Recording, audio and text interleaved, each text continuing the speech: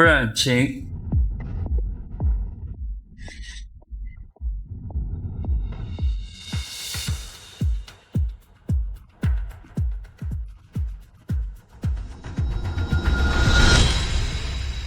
哇！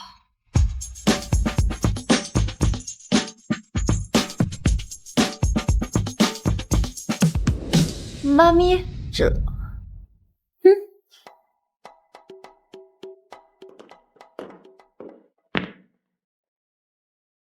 茵茵，你的亲生父母找来了，要接你回家。妈咪，这20年你一直把我当亲生女儿对待，甚至把家里石油产业都给了我。我不想离开您，我想陪在您身边。傻孩子，生育之恩呢，是无法割舍的，你始终要回到你亲生父母的身边。我找人打听过，你亲生父母的生活不是很好，家中资产也不过1000万，日子过得很辛苦。所以我给你准备了10个亿的零花钱，你要牢记，把这10个亿都花掉，给他们买礼物，报答他们的生育之恩。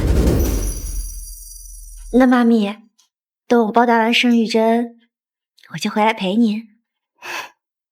妈妈也舍不得你啊。妈咪，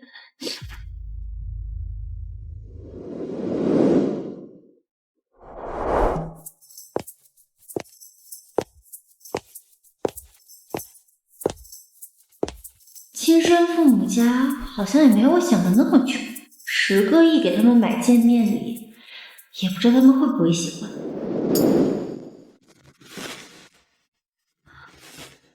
爸妈，我回来了。梦英，你终于回来了，我等这一天等了好久啊。回来了就好。姐姐，你终于回来了，我好高兴啊！听说你在非洲贫民窟待了20多年，我听着可心疼了。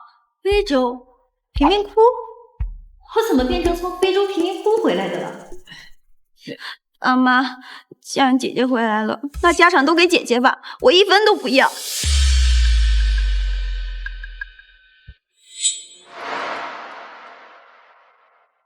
这还没开始喝茶呢，就这么绿茶了？婷婷，不要说傻话，廖家的财产都是你的。你能回来那是你命好，可婷婷替你尽了20年的孝，给了我跟你爸一个完整的家，在我们心里啊，早就已经把她当成了亲生女儿。所以呢，我跟你爸决定把财产都留给婷婷，你没资格跟她抢。财产？不是说我亲生父母家家产不过1000万吗？就这点钱，有什么好抢？姐姐，虽然你在非洲过得很苦，我爸仗了你的身份20多年，你肯定也很生气。但爸妈年纪大了，心脏也受不了刺激。这20年虽然是假的，但我对他们的感情都是真的。你就当是可怜爸妈，别把我从他们身边赶走，那会要了他们的命的。乖女儿，不哭啊！在妈妈心里啊，你就是亲生女儿，谁都赶不走。你给我听好了，在我们廖家没有真假千金一说。我们教养了婷婷20年，她就是我的亲生女儿，也是你的亲妹妹。你要好好的照顾她，不要因为争宠，用一些什么下三滥的手段来欺负你。不是，等一下，廖先生，请太太。我有个问题想问你们，既然你们这么担心我抢走你们假千金的宠爱，那还把我找回来干嘛呀？那是因为你身上流着我的血，哪有流落在外的道理？还有啊，我是你爸，和我说话的时候放尊重的。爸，这也不怪姐姐，姐姐在非洲生活久了，肯定很多习惯我们不理解很正常。你想想，姐姐可能连抽水马桶都没用过，咱们得体谅一下她。你连个行李都没带，就这么空着手回来了？没有。你的养父母果然是贫民窟的，一点礼数都不懂，两手空空的回来认亲，连礼物都不带。妈，别跟他生气，他养父母那种底层人，活着就是最大体面了，还讲究什么礼节呢？也对。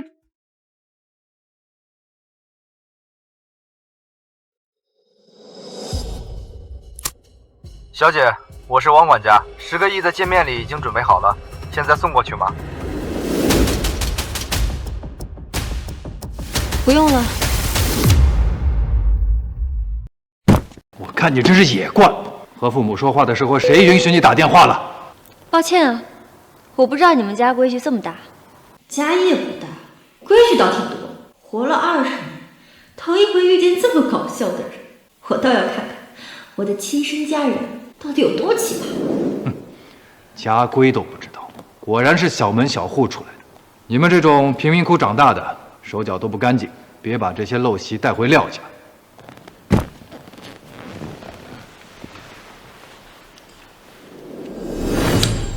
这里是2万，就当感谢你养父母了。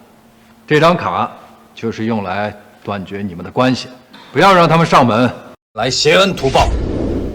太抠了吧！2万块钱，连王管家1天工资都不够。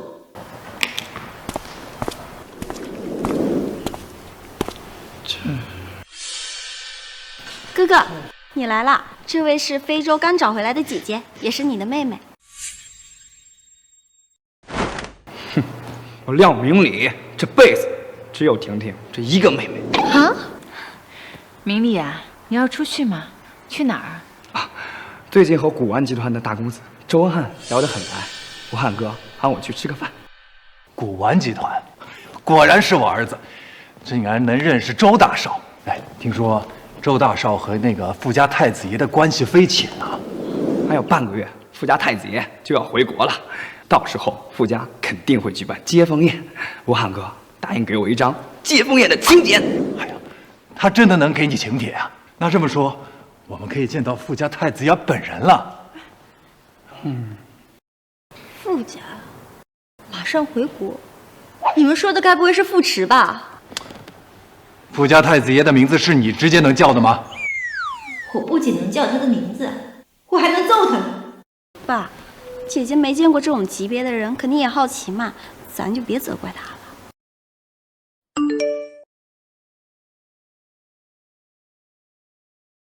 梦莹姐姐，我是傅池，我还有半个月就回国了，超想你，你一定要来我的接风宴哦。太子爷，您吉祥，草民会去的。不仅我会去，我这便宜家人也要去。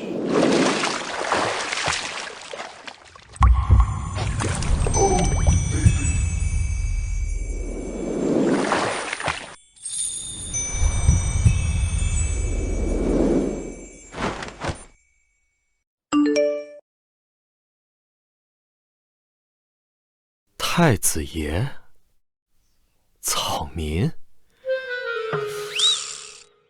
梦莹姐姐又在调戏我。听说太子爷18岁就获得诺贝尔奖，不仅家境好，还特别有才华。哥，像太子爷这么优秀的男人，我要是能和这样的男人结婚就好了。妹妹，你这么可爱又迷人，肯定能赢得太子爷的喜欢的。是啊，女儿，到时候啊，在接风宴上，你就多去和太子爷接触接触。还有啊，傅家和中东的石油大王沈家是世交，我们如果能跟傅家联姻，那我们就有机会能见到沈家的人了。爸，我这么善良单纯，富家太子爷肯定会喜欢我的。爸爸相信你。好，到饭点了，那咱们吃饭吧。哦，爸妈，我就先不吃了，我去赴周大少的约了。好。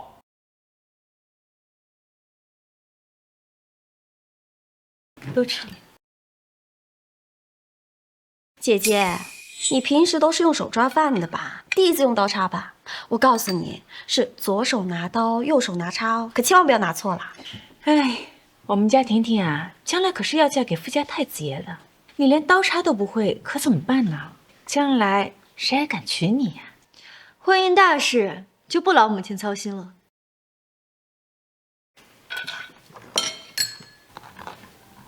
来，多吃点。一会儿吃完饭啊，就把桌子给收拾了。这20年来，你都没有孝敬过我跟你爸，现在正是你尽孝心的时候了。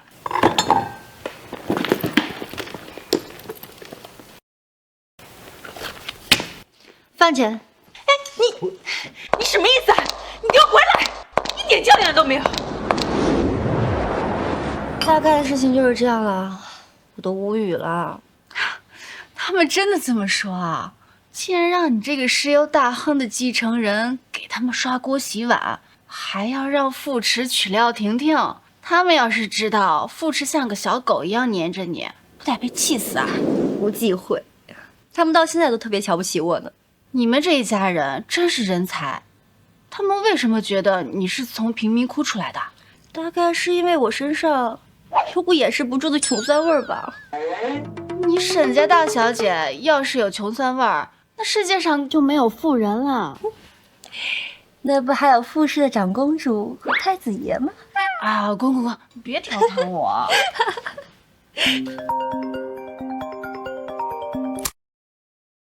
喂，妈咪呀。依依，在家里过得怎么样啊？和家人相处的融洽吗？特别融洽，而且他们家的文化氛围啊特别浓厚，人又特别人才，说话又好听。宫斗戏的氛围，神均800个青年子。那我就放心和你爸出去玩喽。对了，沙特王室送给你的那只猫，我让王管家给你送过去了，你要照顾好啊。知道了，你们好好玩。还有那10个亿，一定要花完。我们下个月见。好的，妈咪，我一定会把10个亿花完的。唉，亲生父母不争气，那这10个亿只能先花我自己身上了。茵茵，你干脆直接告诉你养母家里的真实情况，干嘛一直待在廖家呀？算了吧，他们日理万机的，好不容易有时间出去玩，我就别给他们添乱了。我要回去照顾猫，先走啦。哎，茵茵，你说的是沙特王室送给你，然后傅池哭着要跟你一起养的那只啊？对啊，你还真有本事。傅池那小子最害怕猫了，竟然能跟你一起养猫。因为猫咪可爱嘛。走啦。我看看这是谁家小猫咪这么可爱呀？姐姐亲一个。团团，哪里来的丑猫？吓死我了！这是我家猫。你受伤吧，团团？不好意思啊，姐姐，原来是你的猫呢。我只认识德文跟缅因，你这第一，我还以为是英国跑出来的老鼠呢。没见识，还知道回来？哪来的小畜生？这要是伤到我的婷婷可怎么办？这是我的猫，它很温顺，不会伤人的。给我管好你的宠物，别让它乱跑。要是伤了我们的婷婷，等着家法伺候。真是封建糟粕，什么年代了，还搞家法这一套？傅池啊傅池，咱俩养的心肝宝贝，在我家人口中竟然成了小畜生。看看，这就是傅家太子爷接风宴的金钱。是吗？来，你看看。哎呀，有出息啊，明明。马上就要见到太子爷了，我还有点紧张呢。别紧张，太子爷一定会喜欢你。哥哥，要不然我们带姐姐也去接风宴吧，反正她也没见过那么豪华的场面，我们也让她长长见识呗。婷婷，你可真是个小天使。沈总，请问这次石油营销方案通过了吗？可以达成合作吗？廖婷婷善良，本世纪最好笑的笑话。带上你也可以，到时候别穿这么土。哦，爸，听说这次接风宴，中东的石油大王沈家的千金沈梦英也要出席。早就听闻她相貌惊艳，温柔娴静，还继承了中东全部的石油产业。我要是能娶到沈小姐，娶我不行，我可是你的亲妹。明理啊，哎呀，虽然我们家跟沈家比起来就是平民，但是你帅气又优秀，那个沈小姐一定会喜欢你的。到时你带着咱们廖家就能一起飞黄腾达了。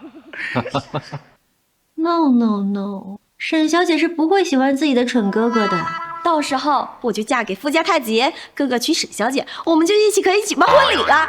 这可是大好事儿啊！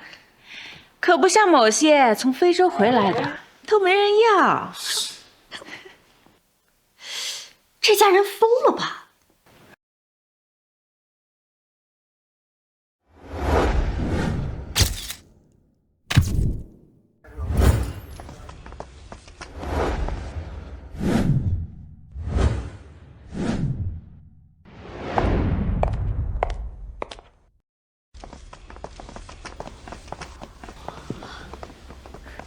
婷婷，你为什么非要带你姐过来？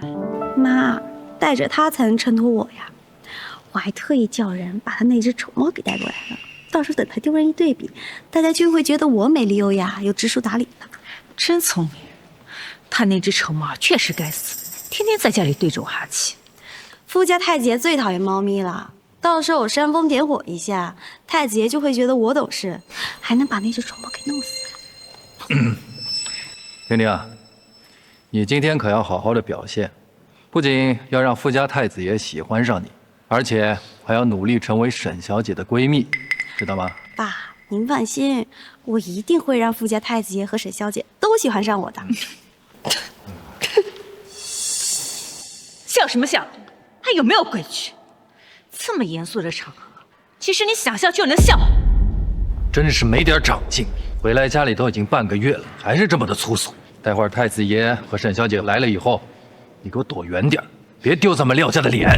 要我说，就不应该让他来。连笑都不能笑，真是没人性。小廖来了，怎么看着不高兴呢？有人怠慢你了？啊，吴汉哥，没人怠慢我们，这宴会举办的太好了，感谢你给了我们邀请函。小事儿。您怎么这么早就到了？您怎么这么早就到了？吴汉哥，这是我妹妹，刚从非洲的贫民窟找回来的。啊，这样啊，原来她是你妹妹。她和沈梦英长得可真像。这谁养的猫呀？谁呀？参加富家少爷的接风宴还带只猫，是不想活了吗？不知道富家太子爷最害怕猫咪了吗？团团，各位抱歉，这只猫是我姐姐的。我姐姐刚从非洲回来，不懂礼仪，她道听途说太子爷喜欢猫就带过来了，只是为了讨太子爷的欢心。大家千万不要责怪我姐姐。这么维护我，我还真是感动了。你是我姐姐，我当然要维护你啦。为了勾引富家少爷，使出这种下三滥手段，一点礼数都不懂，真是晦气！怎么什么阿猫阿狗都能放进来，简直是侮辱了富家公子的接风宴！等等，这猫……文翰，怎么样？我的猫可爱吗？宝贝，可爱。这猫和傅池还有沈梦英养的猫一模一样，难道它就是沈梦英？团团，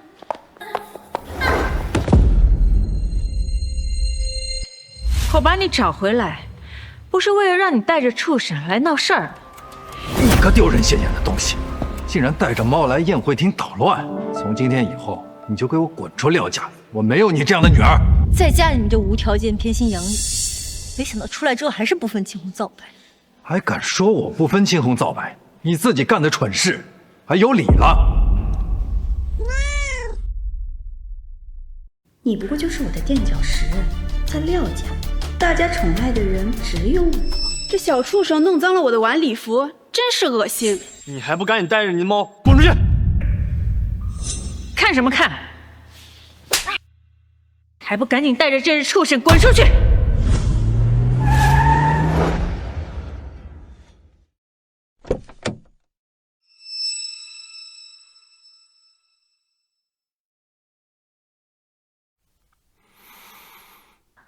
欢迎少爷回国。梦莹姐姐，你到了吗？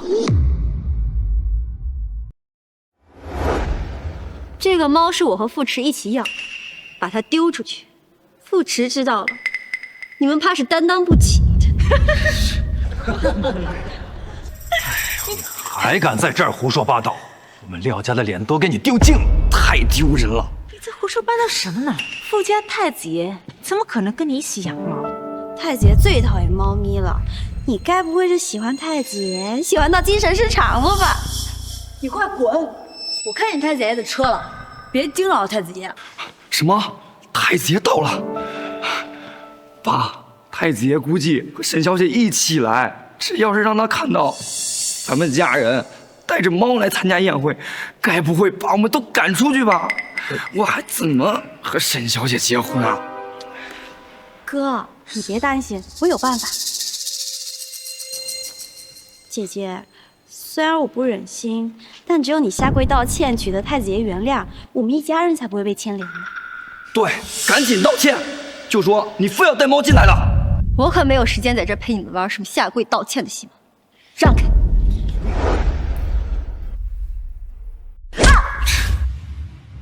你还敢往外走？太子爷马上到了，你想带着猫冲撞他吗？姐姐，你就赶紧跪下磕头道歉吧！难道你想让我们一家人都被赶出宴会厅吗？没错，一人做十人当，你别连累我们啊！你们会后悔的。姐姐，你再不磕头道歉，后悔的可是你啊！你就老老实实当我的陪衬，不然我有无数种办法让你死在梁家。你怀里的猫也得立刻死，不然太子爷看到会更生气。他们都给我住手！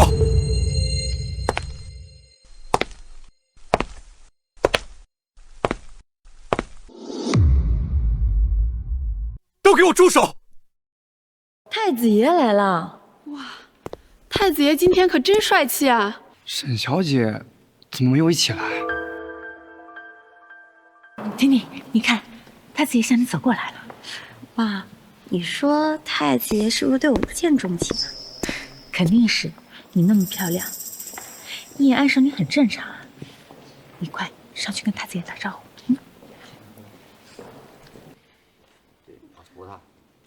太子爷，我是廖婷婷，这位是我的姐姐，她刚从非洲回来，她为了讨您的欢心，把猫带来了接风宴。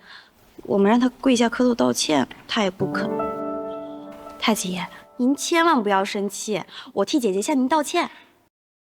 我这么善良又懂事，还不把太子爷给迷死？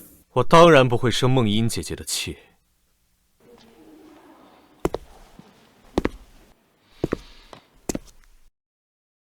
你说是你让他下跪道歉的，你怎么敢？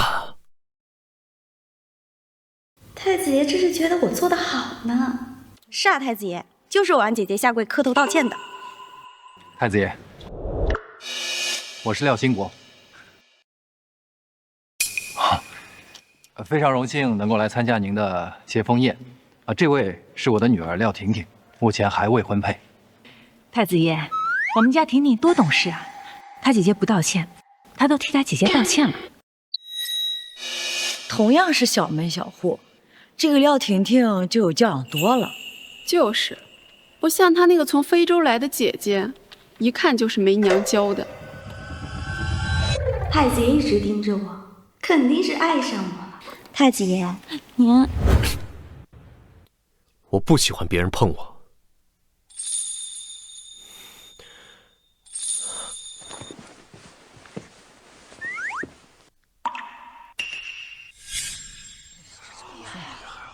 梦英姐姐，你没事吧？没事。奇怪了，太子爷怎么这么关心廖梦英？太子爷连我都不让碰，却主动搀扶廖梦英，难道……太子爷连我都不让碰，却主动搀扶廖梦英，难道是为了引起我的注意？太子爷还挺会欲擒故纵的呀。婷婷，你看太子爷多温柔啊！你姐姐破坏了接风宴，他不仅不生气，还去扶她呢。是啊，妈，等太子爷跟我结婚了，他肯定会对我更温柔的。啊，太子爷，这是我妹妹，刚从非洲回来，不懂事，你不要和她计较，我真是感激不尽。是啊，太子爷，我回去一定好好教训这个逆女。这俩笨蛋，拍马屁都拍马尾巴上了。梦音姐姐，不是你们能教训的。太子爷怎么这么维护廖梦音？他难道是被廖梦音这副软弱的样子给迷住了？姐姐，你离太子爷远点，猫毛都蹭到太子爷身上了。太子爷衣服价值上亿，弄脏了你赔得起吗？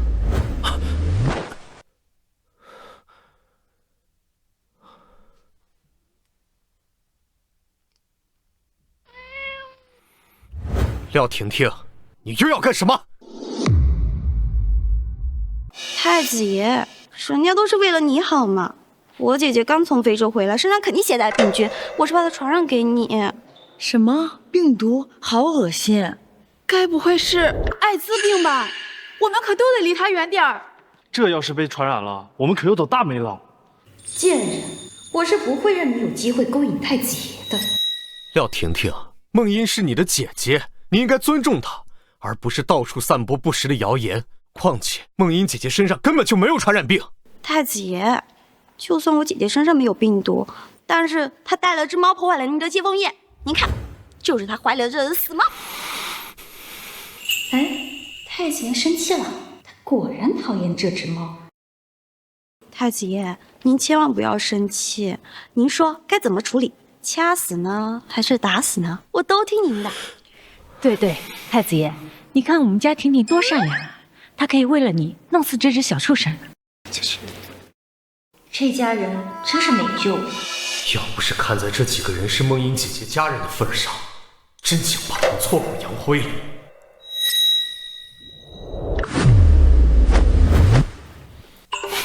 你敢！你敢！我有什么不敢的？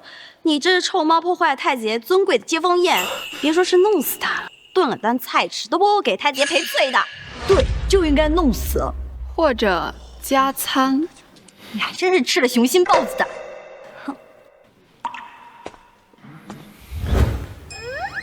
太子爷，您这是做什么？廖婷婷，你知不知道梦音姐姐是什么身份？你知不知道这只猫是谁的？你就敢动手？太子爷，大家都知道我姐姐是从非洲贫民窟出来的，她这只臭猫也是从臭水沟捡来的。真是个蠢货！梦音姐姐的真实身份是沈家的，真是个蠢货！梦音姐姐的真实身份是沈家的。梦音姐姐，你的脚踝肿了，我送你去休息室敷药膏。行，那麻烦你了。不麻烦，为姐姐做任何事我都愿意。来，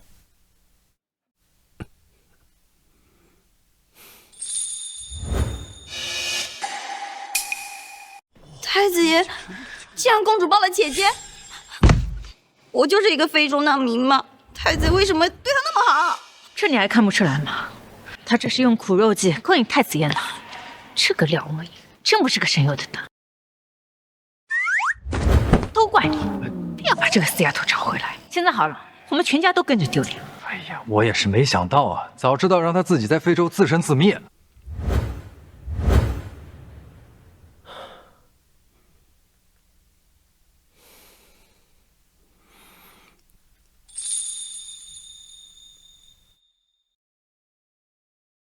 梦音姐姐，你的家人到底是怎么回事啊？我那个妹妹怕我抢走家人的宠爱，所以针对我。我爸我哥觉得我是非洲贫民窟出来的，所以看不上我。至于我妈，大概是被廖婷婷给下蛊了吧。你的家人怎么能这样呢？还有，你的亲生母亲怎么能对你这么偏心啊？实在是太奇怪了。是啊，我也觉得很奇怪，所以准备调查一下我妈。毕竟没有哪个亲生母亲会这么偏心和自己没有血缘关系的孩子。梦音姐姐，我帮你一起调查。谢谢你啊。我脚踝好的也差不多了。你好不容易回国，我们还是回主宴会厅，别耽误你的接风宴。我才不在乎什么接风宴呢，我只想见到姐姐你。正经点儿，我还准备了礼物，想不想看看？你给我准备了什么礼物？等会儿你就知道了。那好吧，听姐姐的话，先回主宴会厅。团团呢，就让他先在休息室待着吧，免得那群人又借着团团欺负你。走吧。姐姐，等接风宴结束，我帮你好好教训你的家人。不用，我自己来。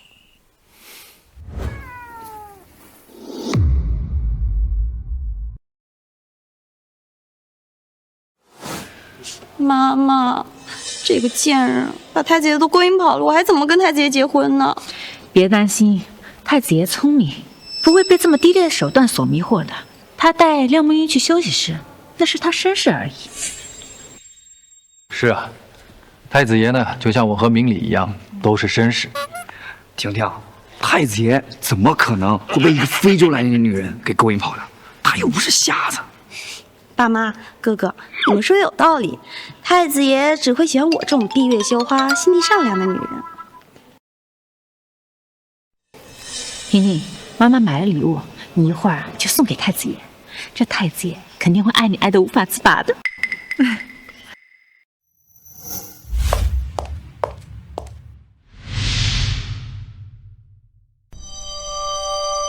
妈妈，这有用吗？当然有用了。妈妈在拿捏男人这块上面啊，可是手拿把掐。信妈的准没错。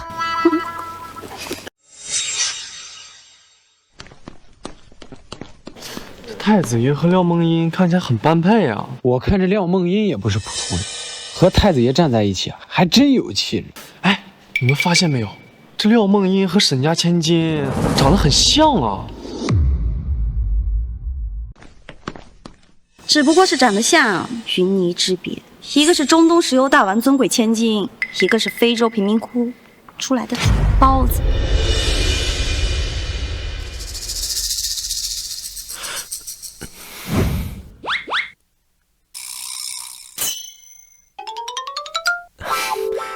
梦英姐姐，你就知道打趣我。绝不能让廖梦英这个贱人勾引了太子爷，只有我能嫁给太子爷。太子爷，你有所不知，我姐姐在非洲的时候就喜欢勾搭非洲男人，甚至还去原始部落勾引野人呢。您千万不要被她所迷惑了。污蔑的手段这么陈旧，还真是个没创造力的绿茶。我勾引你了？没有啊。嗨，太子爷，我就知道我不该多嘴的。毕竟你那么单纯，怎么可能看得出姐姐在勾引你？是啊，太子爷，我这个女儿啊，最擅长勾引人了，您可千万别被她给骗了。梦英姐姐要是勾引我才好呢，我巴不得被梦英姐姐勾引。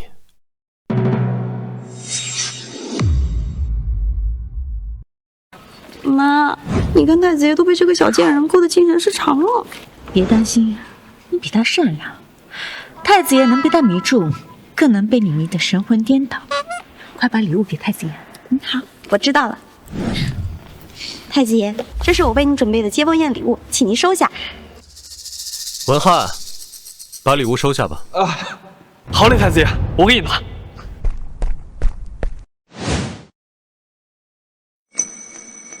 这礼物价值非凡呀，是我国的玉玺啊！哇，那这廖婷婷可真用心了呀！姐姐，我听说你也给太子爷准备了礼物，是什么东西啊？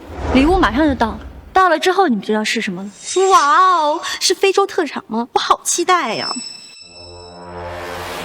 该不会是在哪儿打猎的动物送给太子爷吧？也有可能是飞饼吧。这个丢人的妹妹，肯定从垃圾堆里捡了些垃圾送给太子爷的。我这脸都给你丢尽了。拜托，狩猎动物是违法的，而且飞饼是印度的，一群没常识的人。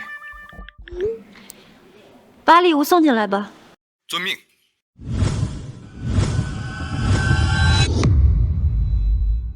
礼品到。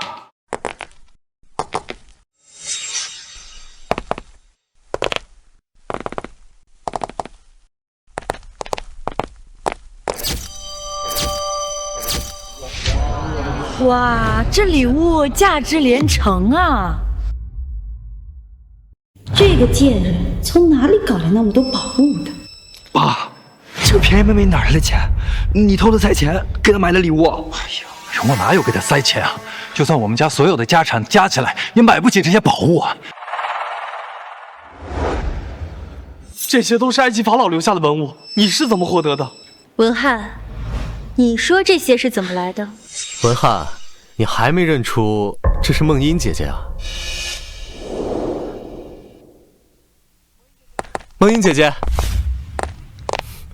这是文翰，我的小跟班，以后也是你的小跟班了。梦音姐姐，我以后会好好保护你的。谢谢文翰。这个埃及法老的戒指送给你，就当做见面礼了。收下吧。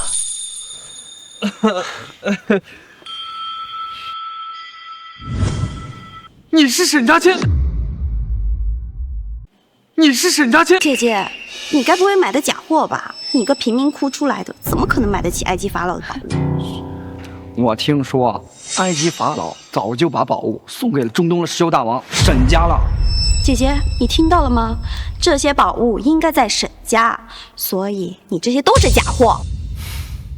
天啊，梦音，你居然给太子爷送假货啊！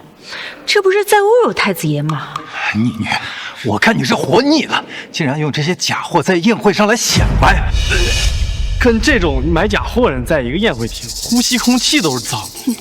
把他的手打断，让他以后再也不敢买假货。对，就应该好好教育。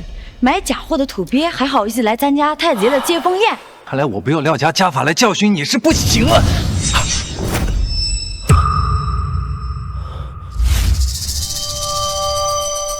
如果我说这些都是真的呢？你怎么验证都是真的呢？那就找个人验货吧。古玩集团专门负责古董，那就请周大少帮我们验证一下。有人有异议吗？周哥哥，麻烦您验一下。只要等到周文翰验出是假货，你就等着名誉扫地吧。到时候太子爷就会讨厌你，然后把目光放在我的身上。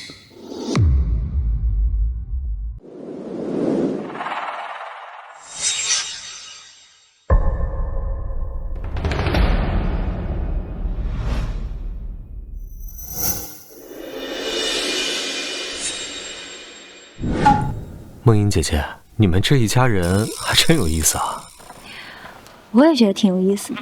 等你接风宴结束，可以找人带他们测试一下智商啊。太子爷笑起来好帅气啊！等他知道廖梦英的礼物都是假货之后，他的笑容只会为我一个人绽放。东西我都验过了，全部都。文浩哥哥，都是假货对吧？姐姐，虽然我不忍心惩罚你，但是你买假货侮辱太子爷是万万不行的呀。是啊，梦音，就算妈妈想包庇你也不行啊，这么多人看着呢。不是，妹妹，太子爷你也敢糊弄？我看你是活腻了。不是，你赶紧跪下来给太子爷赔罪。梦音姐姐的家人怎么老是喜欢打断别人说话呀？你们倒是让我把话说完呀！这些宝物都是真的，是货真价实埃及法老遗留下来的宝物。什么？这是真的？这些宝物都是真的？难道你是？你是沈家千金沈梦音？对，我是。什么？我的妹妹居然是沈家千金？哥，你也太天真了。她如果是沈家千金，干嘛回来找我们？沈家厕所都比咱们别墅豪华呢。妹妹，你说的有道理。姐姐，你就别骗人了。沈家千金怎么可能在非洲贫民窟生活呢？对，我看这些东西就是你从沈家偷出来的。大家别被骗了，我女儿什么身份我还不知道吗？这些宝物就是廖梦明从沈家偷出来的，咱们报警把他抓起来。到时候沈小姐知道了，一定觉得你英勇帅气，为了报恩，直接就嫁给了你。哼，妹妹，你可真是个小天才。还有10年脑血栓，都说不出来这些话。梦英姐姐，我想过他们可能不信，但是没想到能这么离谱。我也没想到。妹妹，原本看在一家面子上，我不想做了这么过分，但是你偷东西，居然偷到沈家头上，那就别怪哥哥不客气了。我现在就把你送进监狱。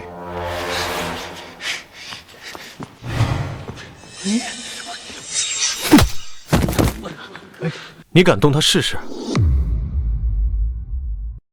哼！你敢动他试试？太子爷，你怎么还护着这个偷了沈家宝物的小偷？这是违法的呀！是啊，太子爷，你千万不要被他所迷惑了。太子爷，是我效率不放，我现在就把他送进监狱去劳改。简直就是无法无天，沈家东西都敢偷。对呀，偷沈家的东西送给太子爷，这不是骑在太子爷脸上撒野吗？果然是贫民窟出来的。我看他除了偷东西，肯定还干了不少违法乱纪的坏事儿。姐姐，你说你是自己去监狱呢，还是我们送你去？你放心，就算你进了监狱，你也是我最敬爱的姐姐，到时候我会经常去探望你的。那还真是让你失望了，我是不会去监狱的。姐姐，那你就别怪我跟哥哥对你下死手了。大家一起帮忙，把这个偷了沈家宝物的罪犯抓起来。到时候沈小姐肯定会奖赏我们的。我来帮忙，把他装进局子里。对，把他送去劳改。松开！干什么？别挣扎了，我劝你赶快去自首吧，这样至少还能少蹲2年局子。起来，都给我起来！谁敢动他就是找死！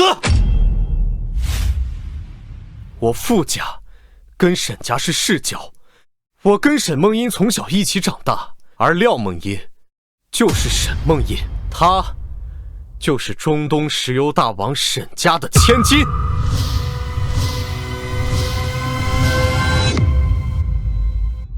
她就是中东石油大王沈家的千金。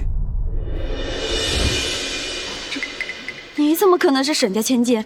爸爸找到你的时候，你明明在非洲玩泥巴的呀。是啊，那个时候我正在非洲和国王谈石油生意。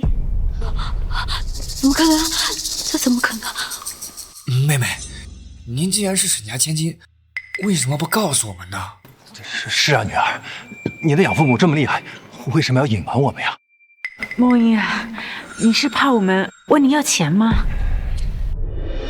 我隐瞒过你们吗？我告诉过你们，是你们不信。妹妹，今天的事儿，你给我起开！姐姐的头发，还有裙子，都被你们给弄乱了。来人，把欺负梦英姐姐的人都给我赶出去！太子爷都发话了，各位请出去吧。姐姐，我们不是故意欺负你的，你就让太子爷理解一下，不要让我们赶出去。妹妹，不知道无罪呀，就是我们。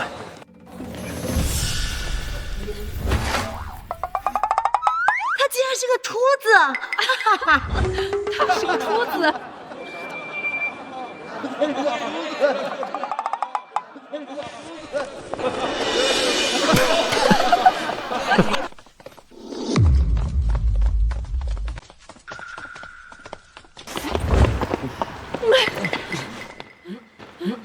你们居然敢把我们赶出来！你们不知道我是太子爷的心上人吗？太子爷正眼看过你吗？赶紧滚，不然别怪我们不客气了。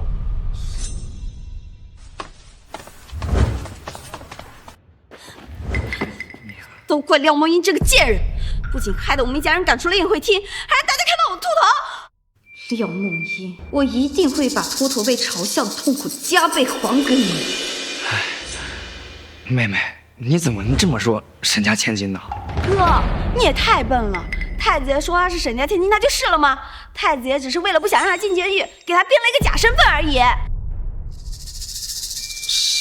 是这样吗？明丽，婷婷说的没错，她要真是沈梦英的话，怎么会来我们家呢？我们家又没钱。还是我们的婷婷聪明，我们差点都被他给骗了。他们那种小伎俩，当然骗不了我了。我可是廖家唯一的中专生。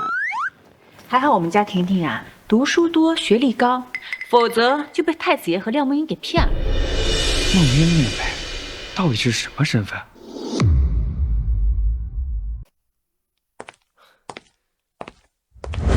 进来吧。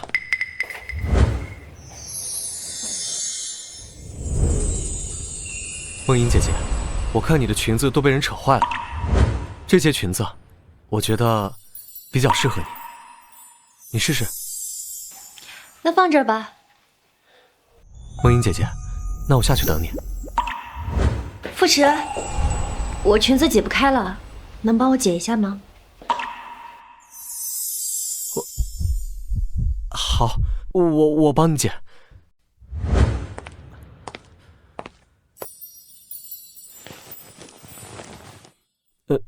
梦英姐姐，拉链坏了，我拿个剪刀给你剪开。好。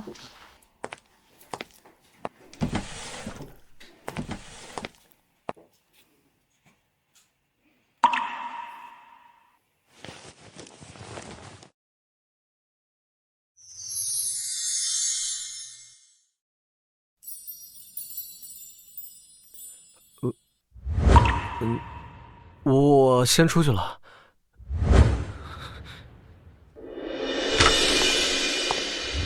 小池，怎么突然结束了接风宴啊？我都还没到场就结束了。廖家人欺负梦英姐姐，他们把姐姐的礼服都扯坏了。他们把茵茵的礼服扯坏了啊！这届反派太没技术含量了，竟然做出这么幼稚的事情。对呀，真是不能让茵茵再待在廖家了，太危险了。走。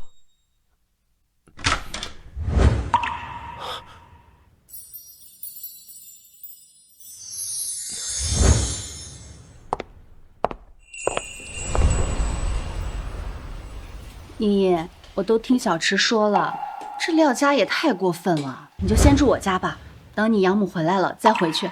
行，那我先住下来，但是你们可不许嫌我烦哦。我怎么会嫌你烦啊？我可以撸团团啊。至于小池嘛，他烧香拜佛都祈求你留下来呢。姐姐，你在里面说什么呢？你是不是又在梦英姐姐面前编排我呢？我没编排你，茵茵答应留下来了，你小子就偷着乐吧。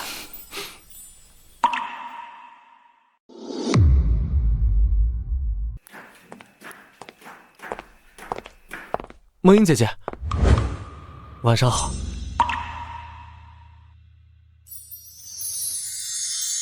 晚上好，傅迟，你等一下。梦英姐姐现在住在我家，我是不是应该把腹肌练得更壮一点，才能博得梦英姐姐的好感？茵茵，最近玩得开心吗？我和你爸马上就要回国了。妈咪，机会难得，你们怎么不在外面多玩几天呀？下个礼拜是你的生日，我和爸爸想回国给你办个生日宴，你等着，我们给你买了礼物。妈咪，你对我可真好。傻孩子，我们对你不好，对谁好？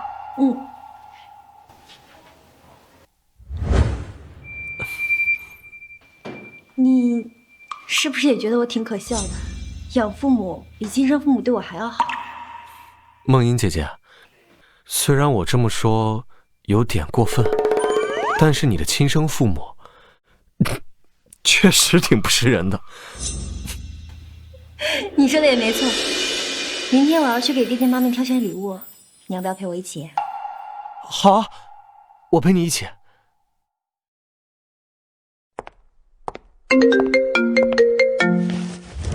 梦英姐姐，你等我一下，我去接个电话。你忙吧。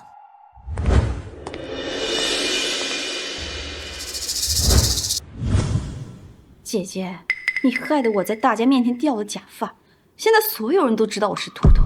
你说我要怎么报复你？那也是你自作自受。站住！我要把你的头发都剃光，让你也感受一下秃头被人嘲讽的滋味。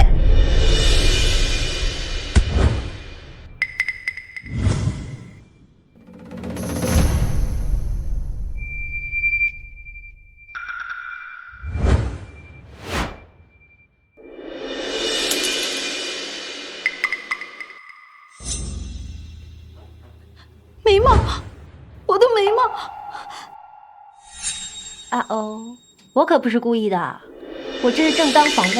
廖梦音，我要杀了你！廖梦音，我要杀了你！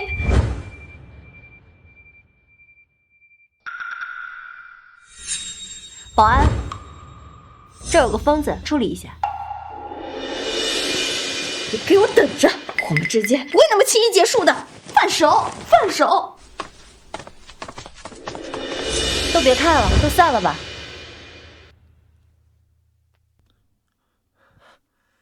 梦音姐姐，你怎么了？看起来一脸疲惫的样子。没事，就是刚刚被疯狗咬了一口。走吧，我们继续逛。嗯，好。哎呀，女儿啊，你已经哭了好久了，你就歇歇吧。啊，爸妈，姐姐实在是太过分了，她嫉妒我长得漂亮，就把我眉毛都剃光了，真是太过分了。别难过，等她回来，妈替你教训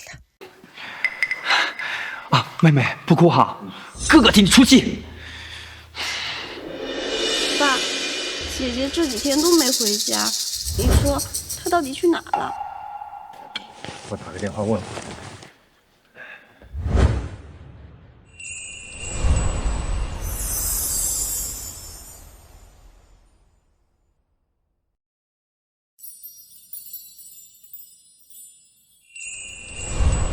你好，这款看一下。这是我们今年的最新款。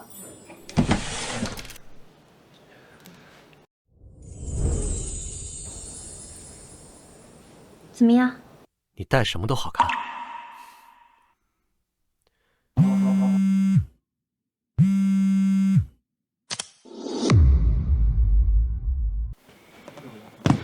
这个廖梦音实在太过分了，不接我电话还不回家，真是给脸不要脸。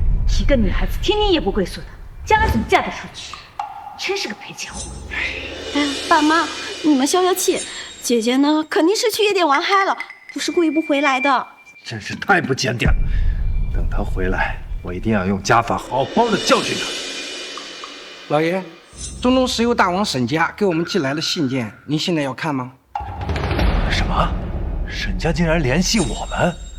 来来来，啊，爸，你快拆开看看。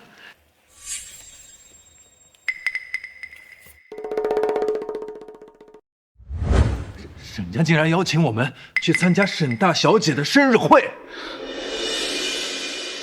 我就说姐姐不可能是沈家千金，不然沈家人怎么可能会邀请我们呢？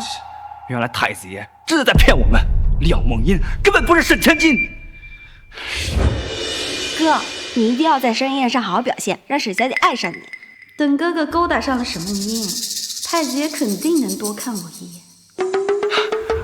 妹放心，哥哥出手，一定能让沈小姐沦陷。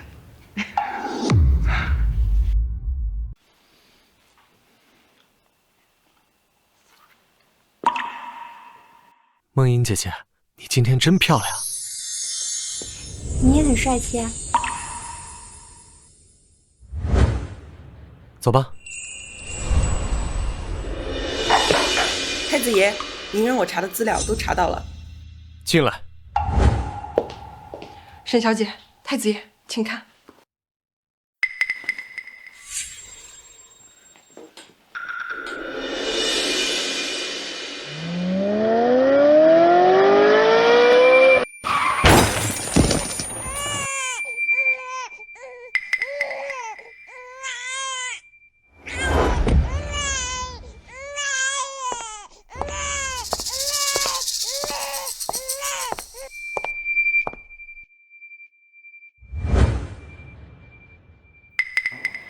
石秋兰，廖夫人的位子只能是我的，你跟你女儿都去死吧！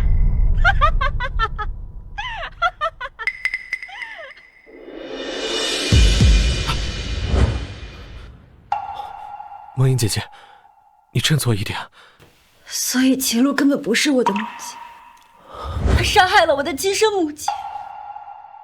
怪不得他对你的态度这么恶劣。沈小姐，根据 DNA 检测，廖婷婷和秦璐是亲生母女。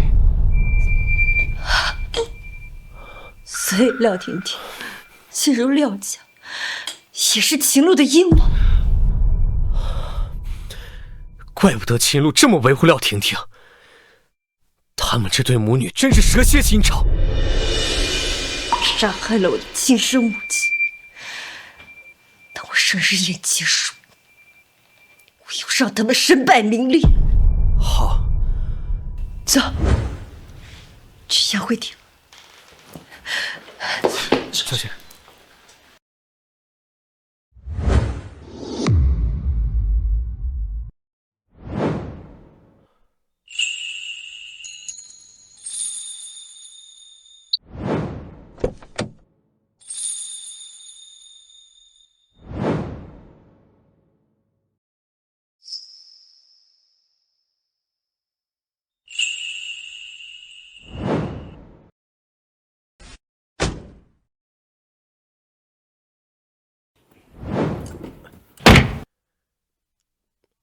出发！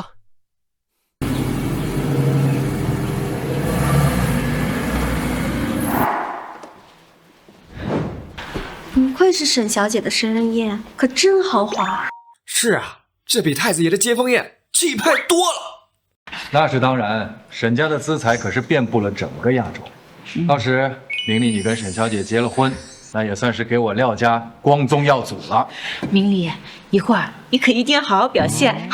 放心吧，爸妈，我一定能拿下沈小姐。哎呦哥，我肚子有点饿了，你能带我去吃点东西吗？好，这宴会上的东西肯定好吃。走，哥哥带你去。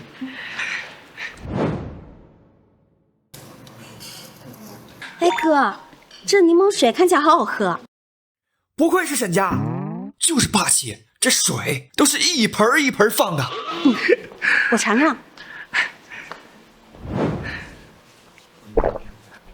怎么样？哥，这水的味道有点寡淡。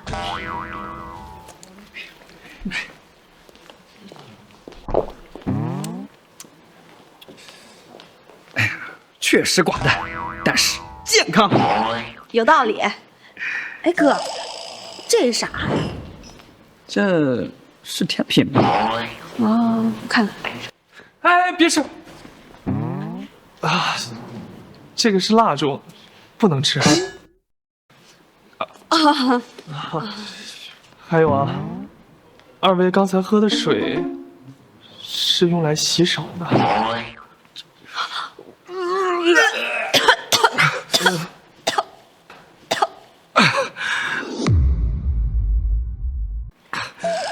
多谢文翰哥提醒。客气，二位接下来可别再乱吃东西了。幸好姐姐没来，不然她肯定闹的笑话比我们还多。哈哈，要梦英要是来了，肯定丑态百出。就是。是啊，要是廖梦英那个逆女来了，还不丢尽我廖家列祖列宗的脸啊！带上她来这儿，那就是丢沈家的脸。就是，沈小姐要是知道我们带上贫民窟长大的人来，肯定会把我们赶出宴会厅的。这回没有廖梦英捣乱，我就能好好的在沈小姐面前展示我的魅力。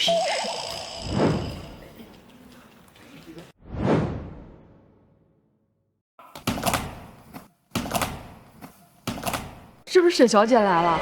哇，终于可以见到沈小姐的真容了。哥，快，沈小姐要来了。我要用最帅气的方式迎接沈小姐。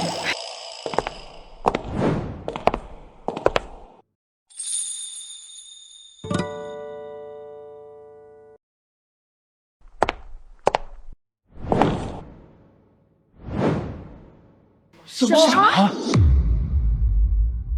什么啥？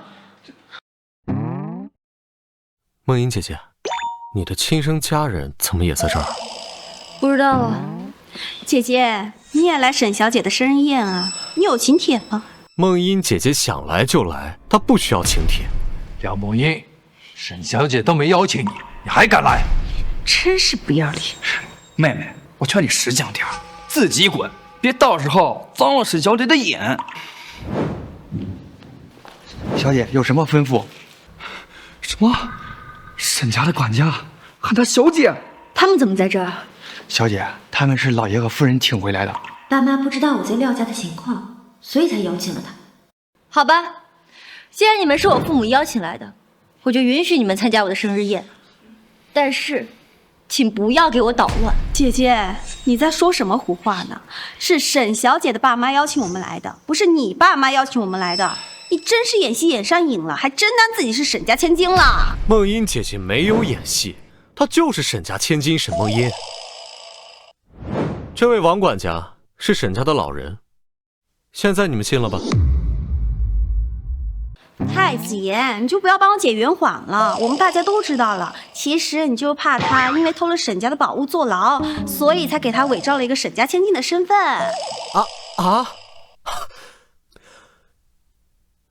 梦音姐姐，你这个假妹妹，想象力可真丰富。太子爷，您习惯就好。梦音姐姐，真是辛苦你了，竟然和这群奇葩共处了1个月。行了，你先去接你姐姐赴庙吧，这我来处理。好，那我先去接我姐姐，等会儿见。姐姐，沈小姐的生日宴呢是需要邀请函的，不是靠着太子爷就能蹭进来的。是啊，妹妹，要是沈小姐发现你不请自来，沈小姐肯定会生气的。放心好了，沈小姐不会生气的。妹妹，我劝你还是现在多吃一点，晚点可就没有机会吃了。你什么意思？别把我和你这个非洲土包子相提并论。这宴会上的食物，你恐怕这辈子都没吃过。不好意思哈，我以前天天吃。等等，你还想往里边走？里面是沈小姐的生日宴，不是你这个非洲野人撒野的地方。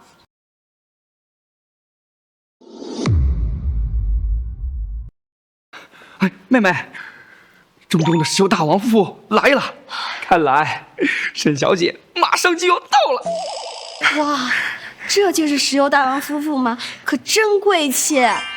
经理啊，我们家能不能攀上石油大王沈家的关系，就全靠你了。明理呀，等你娶了沈千金，到时候啊，一定要帮你妹妹找一门好的亲事。放心吧，爸妈，我绝对不会让你们失望的。不好意思啊，哥哥，他们注定要失望了。大家好，谢谢大家百忙之中抽出时间来参加我女儿沈梦音的生日宴。我的女儿虽然是我和南安领养的，但是她善良、孝顺。她知道我们不是她的亲生父母，但她对我依然很恭敬，还说要为我们养老。这沈小姐可真是孝顺啊！是啊，这么孝顺的女儿，我也想要。下面有请我的女儿沈梦音上台发言。哎呀，像沈小姐这种千金大小姐，一定会喜欢明理这种绅士的。看来马上就能见到沈小姐了。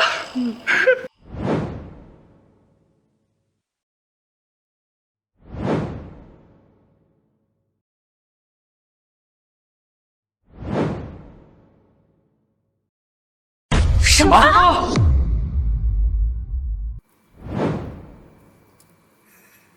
爸妈，哥哥，他竟然敢在石油夫妇大王面前冒充他们的女儿！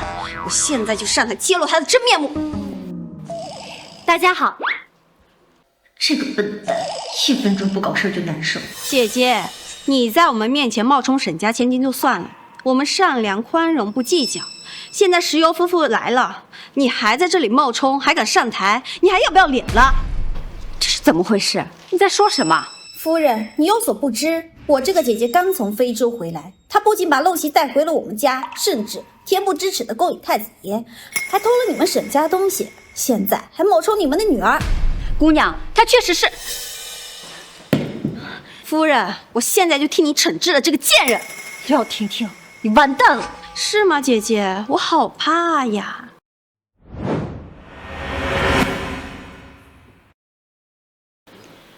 这什么情况？小场面，梦英姐姐的家人又开始抽风了。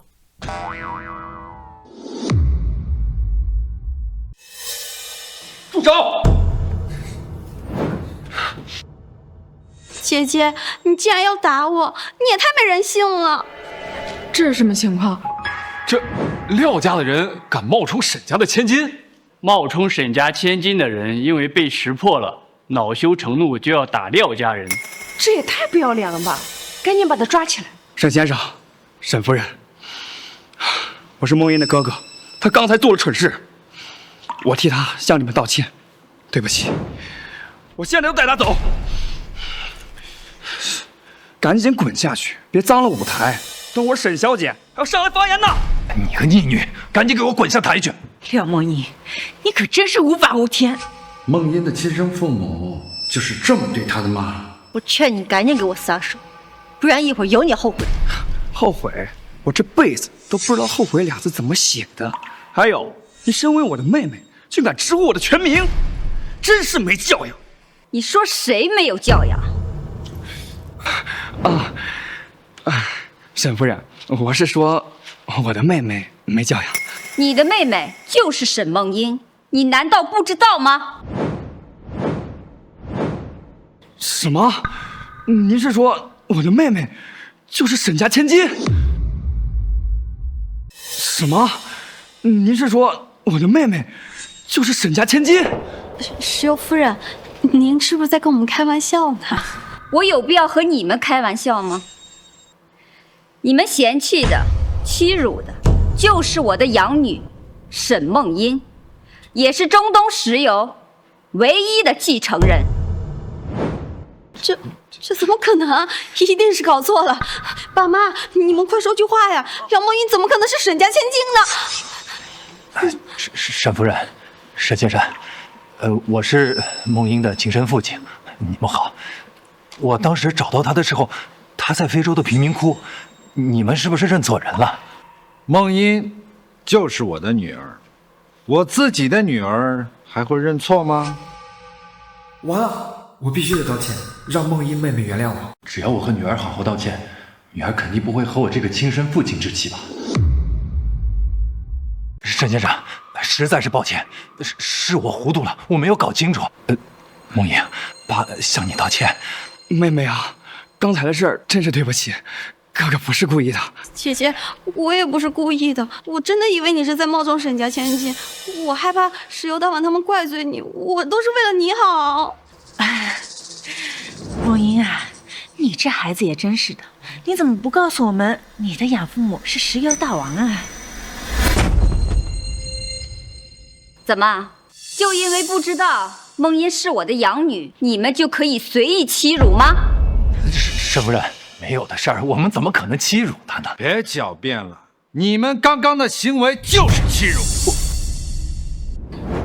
茵茵，妈要是知道你在廖家被这么多人欺负，我是绝对不会让你回去报恩的。都怪我。妈咪，不怪你，要不是你让我去廖家，我怎么会知道廖家人他们这副嘴脸呢？幸好我没有把10个亿花给他们，咱们就当及时止损了。梦英，你说什么？10个亿是什么东西？什么意思？什么叫差点把10个亿花在我们身上？哦，忘记告诉你们，回廖家的第一天，我妈咪就给我10个亿，让我给你们买礼物。啊！10个亿！这可是10个亿呀！啊！10个亿！爸，我这辈子都没见过这么多钱，这可是咱们家资产的10倍啊！姐姐，你看那个钱是不是还可以？你们不是看不起我吗？那应该也看不起我身上的钱吧？梦英啊，爸怎么会看不起你呢？我们可是亲生父女，我们没有隔夜仇的是吧？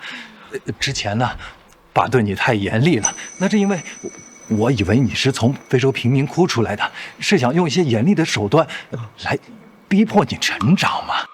是啊，妹妹，我也是担心婷婷吃醋伤心，她是个孤儿，很可怜的。既然说到廖婷婷，那我觉得我很有必要把他的真实身份告诉你们一下。本来想要在我生日宴结束之后再说，但既然你们扰乱了我生日宴，那我就提前揭露吧。姐姐，你在说什么？梦音，婷婷就是个孤儿，哪有什么身份？小刘，把资料给我。这是秦璐和廖婷婷的 DNA 报告，上面显示他们两个是母女关系，也就是说，这是秦璐和其他男人生的孩子。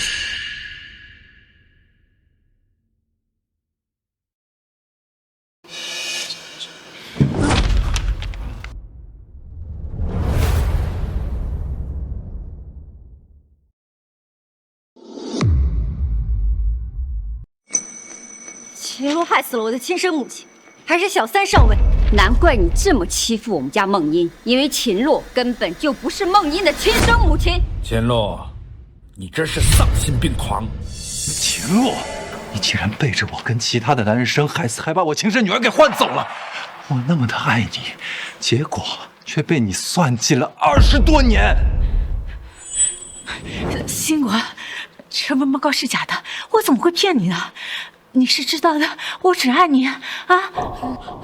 是啊，爸爸妈妈那么爱你，把我和哥哥都照顾那么好，怎么可能背叛你呢？这会不会有什么误会啊？廖兴国，如果你不相信的话，我给你看一段视频。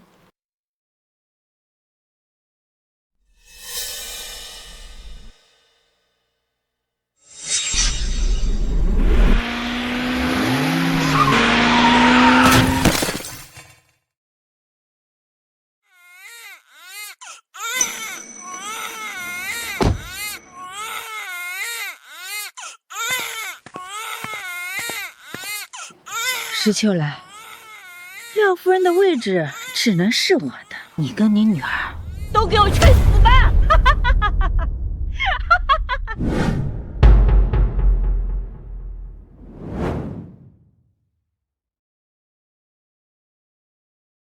秦璐，你这个狠毒的女人，是你害死了秋兰，现在还想弄死梦音。什么？你根本不是我的亲生母亲，我的亲生母亲早就被你害死了。不是这样的，不是的。爸爸，哥哥，这个视频有可能是假的。闭嘴！你当我是傻子吗？视频哪有那么容易造假？都是你顶替了梦音20多年，让我跟我的亲生女儿失散了这么多年。廖金国，你怎么能推婷婷呢？就算她不是你亲生女儿，但也陪了你20年。我是你老婆，你就不能把她当你亲生女儿吗？就算沈梦音是你亲生女儿，那又怎么样？她除了跟你有血缘关系，她还有什么？秦璐，你脑子果然不正常。秦璐，你这个疯子！难道我们廖家就是个垃圾桶吗？为什么要接受你们？那我们这20年呢？你就不管了吗？我跟你这种恶毒的女人没有感情，带着你的私生女赶紧滚！等等，你不仅差点杀害了我的亲生母亲，还甚至害死了我。你敢打我？不仅要打你，还要把你们所有人都杀一遍。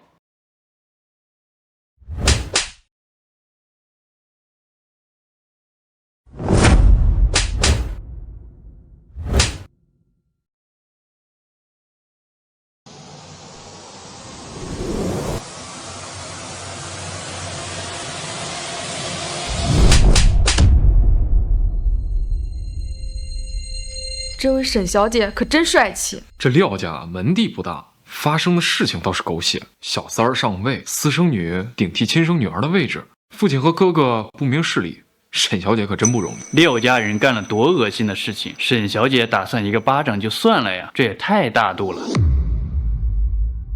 秦璐，准备好去坐牢吧你！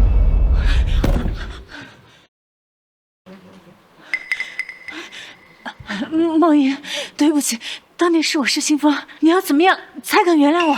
我永远都不会原谅你的。姐姐，对不起，我也不该欺负你的，我以后一定会好好孝敬你。你能不能？你没有资格跟我道歉。廖兴国、廖明礼，这一巴掌是希望你们能清醒，区区2个绿茶就能给你们洗脑，简直太蠢。女儿，之前爸是老糊涂了，可是咱们是亲生父女啊，不能因为一对绿茶而生分了吧？之前你给我2万块钱，让我和我爹地妈咪断绝关系，还说不能让他们携恩图报。什么？茵茵，你说他给你2万块，要你跟我们断绝关系？对。沈先生，我这脑子就像陀螺一样被人抽坏了，我才会给凤英2万块钱，让她跟你们断绝关系。这绝对不是我的本意。沈先生，您看，梦英是您的养女，而我是她的亲生父亲，那咱们以后就是一家人了。抱歉，廖先生，我们不和侮辱梦英的人当家人。沈先生，梦英，我要怎么做，你们才可以原谅我？你什么都不用做。太好了，宝贝女儿，我就知道咱们父女连心，你不会因为我一时糊涂而跟我生气的。我的意思是，不管你做什么，我都不会原谅你。女儿，但是我是你的亲生父亲，再怎么说，没有我，你也没有办法来到这个世界上了。我来你家1个月，天天都在打扫家务，就当是报完了生恩吧。之后我就要陪在我爹地妈咪身边尽孝了。你别这么快做决定嘛，你就再考虑一下，行吗？廖先生，请尊重梦英的决定。妹妹，这巴掌打得好啊！我一直宠爱的妹妹，其实是杀害我母亲凶手的女儿，我真是太蠢了。蠢变得这么快，墙头草。妹妹，你要是打得不过瘾，哥哥再让你打几巴掌。你松开！放开！把你的手拿开，梦英姐姐的手可不是你能碰的。太子爷，我知道你喜欢我妹妹，那我以后就是你的亲哥哥了。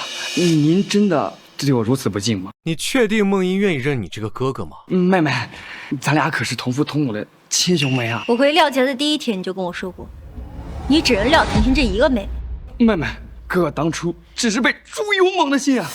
哥哥现在真的非常后悔。是啊，女儿。我现在就把这个老绿茶送进监狱，替你出气。妹妹，今天是你生日，你要过得开心，别影响了心情啊！我和爸爸现在就把这2个凶手抓起来。廖兴国，你不能这么对我。爸，我就算不是你的女儿，这20年陪伴都是真的。别废话，我们俩现在就要为梦英出气。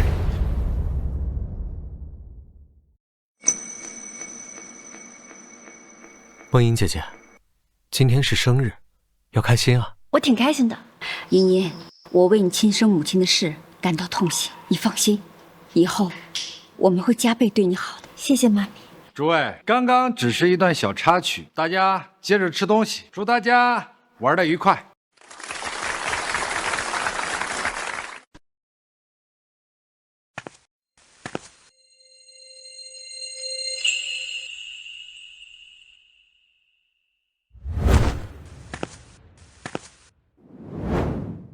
姐姐，外面冷，别着凉了。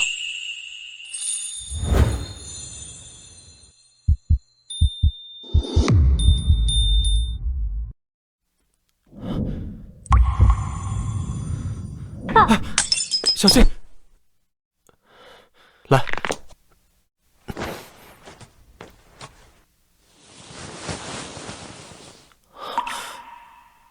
你干什么？姐姐的脚踝受伤了，不处理是不行的。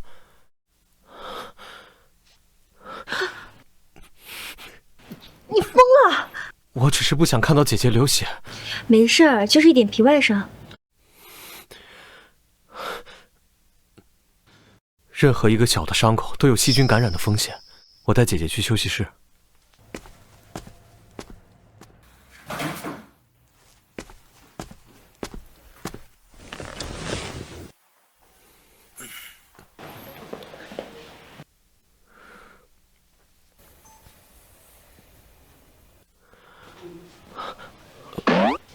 怎么，休想舔我的脚？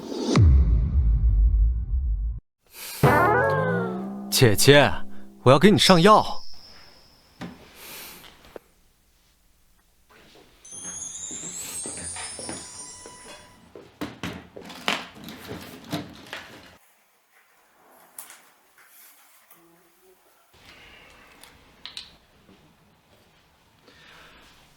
可能有点疼，忍一下，马上就好了。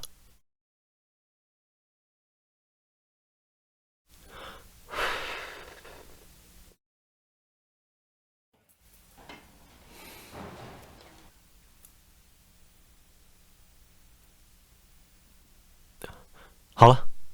啊，今年的生日宴还挺特别的。姐姐，明天我陪你出去逛逛吧，陪你散散心。好啊。别烦了，姐姐。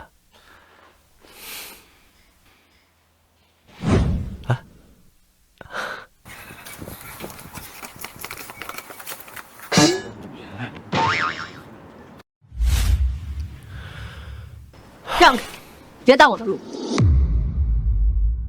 哎，女儿，我们真的知道错了，你再给我们一次机会吧。妹妹，我们向你道歉，对不起。姐姐，你原谅我吧，您大人有大量。梦燕，你妈妈的死确实是我的错，但这20年来，我一直都在悔过。你可以不原谅我，但是你能不能原谅婷婷？她是无辜的呀。不可能，我这辈子都不会原谅你。姐姐，别理他们了，我们接着约会，走。如果不想让我继续讨厌你们，就不要再出现在我的生活里。至于你，我已经把证据移交给警方，你就等着接受法律的制裁吧。妈，姐姐，那我呢？我们还能做姐妹吗？我没有你这样恶毒的姐妹。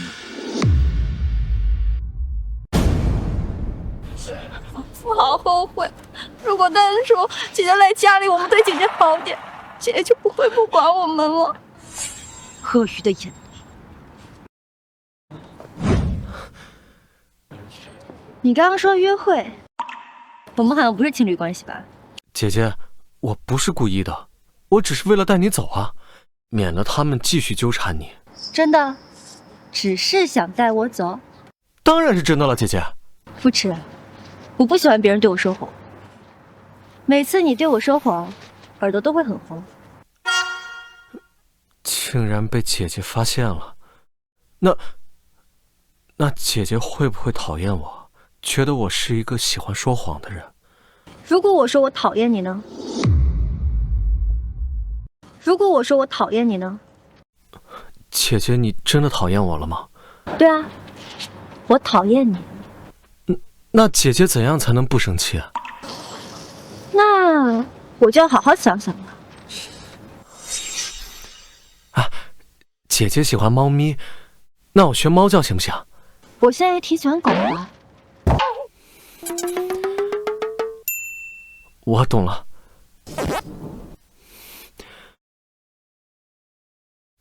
汪，原来真的。姐姐，一声要是不够的话，我还可以多叫几声呢。汪，够了。姐姐，在路上打闹很危险的。如果姐姐还是想打我的话，可以到我房间来打我。你以为我看不出来那点小心思？今天约会取消，我先回去了。姐姐，你认真的吗？谁让你调戏我的？真是没有以前可爱。姐姐，对不起。如果你要是不喜欢我这样的话，那我以后不会表现出这样的一面了。哪样的一面？就是有野性的一面。有野性的那一个更有魅力。妈咪，妮妮，你回来啦？快坐，快坐。妮妮，这次你重新回家住，妈妈决定高薪聘用更多的女佣和管家，我要把你从头发丝到脚后跟都照顾好。妈咪，其实不用这么破费的，人手已经足够了。不够，妈妈要弥补你在廖家受的所有委屈，你就听妈妈的吧。好，都听妈咪的。那明天你陪我面试女佣。好。爸，现在怎么办？妹妹都不想见我们，怎么做才能得到妹妹的原谅。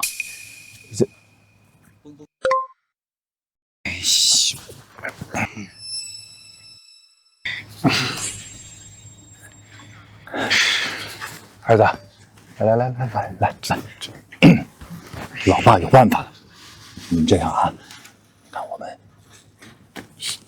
爸，这真的能行吗？那当然行了。你老爸活了几十年，踩过的坑要比你吃过的饭还多。行。哎，爸，前面饭馆肉包子。哎。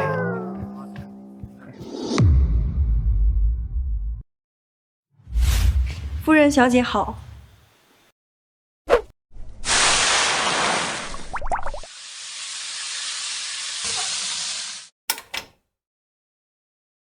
夫人小姐好。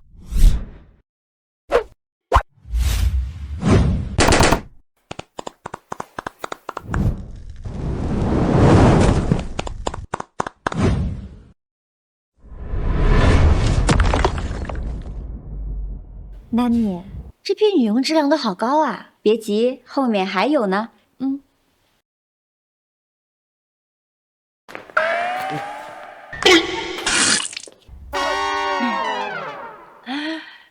廖兴国、廖明礼，你俩疯了！女儿，你就算不原谅爸爸也行，爸爸愿意做女佣的身份陪在你身边，为你做任何事情。是啊，妹妹，你就原谅我们这一次吧。哥哥愿意用一辈子来宠爱你。那你们怎么不以管家的身份留下来啊？妹妹，这几个管家个个都是身材高大威猛，8块腹肌，我和爸爸也比不过呀。说的像女佣的赛道里能闯进来一样。要不把他们留下来？妈咪，你是认真的吗？他们之前那么欺负你，现在让他们以女佣的身份留下来，保护你呗。这是他们身为父亲和哥哥应该做的事。是，宋夫人说的有道理。是啊，妹妹，您就考虑一下吧。那好吧，那就都听妈妈做主。我先回房间了。好。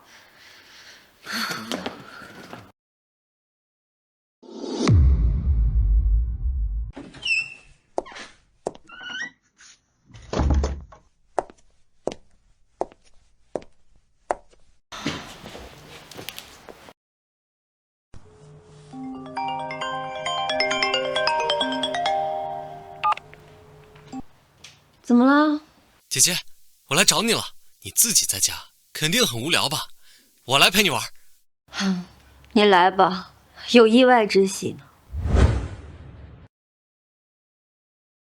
欢迎太子。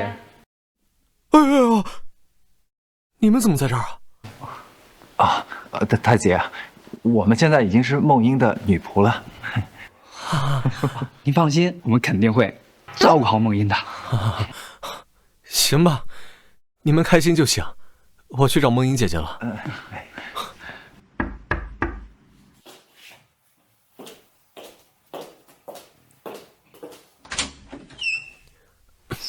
梦英姐姐，你愿意让我进房间，是不是代表不讨厌我了？我本来就不讨厌你，那是跟你开玩笑的，谁让你当真了？姐姐，你又欺负我。不是欺负你，是看你可爱。那，姐姐，你愿意跟我在一起吗？我愿意。